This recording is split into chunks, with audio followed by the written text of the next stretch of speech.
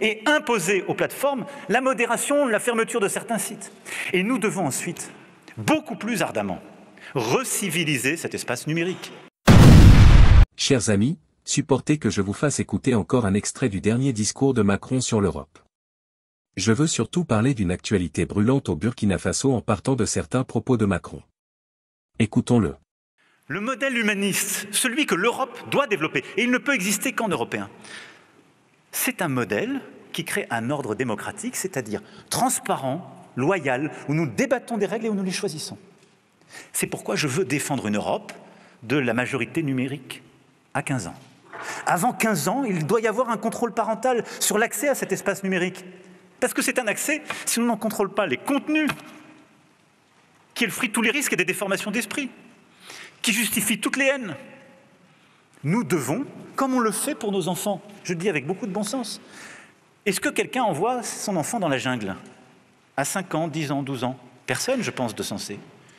On le protège dans la famille, on l'accompagne jusqu'aux portes de l'école, puis du collège, et on le remet à des gens de confiance qui vont l'éduquer. On va ensuite organiser des activités quand on le peut pour qu'il puisse apprendre davantage et s'émanciper. Et aujourd'hui, plusieurs heures par jour, on ouvre la porte de la jungle. Et le même est la proie du cyberharcèlement. Le même peut être la proie de contenus pornographiques, de la pédocriminalité. C'est ça, cet espace. Parce qu'il n'est pas régulé.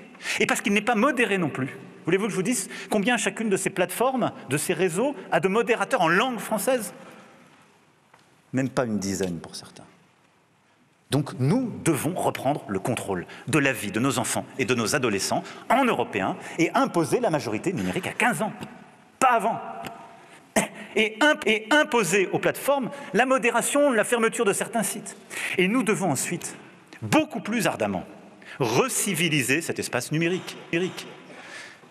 Là où nous interdisons les propos racistes, les propos antisémites, les discours de haine, nous devons avec la même force les interdire dans l'espace numérique, où la présomption d'anonymat conduit à la désinhibition de la haine. C'est un combat civilisationnel et démocratique. Nous devons le mener en européen, il est essentiel, et je le mets là au cœur de cette bataille que nous devons conduire. C'est beau ce qu'il dit et c'est bien sensé à mon avis. Ce que je ne comprends pas, c'est pourquoi quand les chefs d'État de l'AES décident de fermer certains sites et d'interdire certains médias toxiques, ces Occidentaux s'insurgent.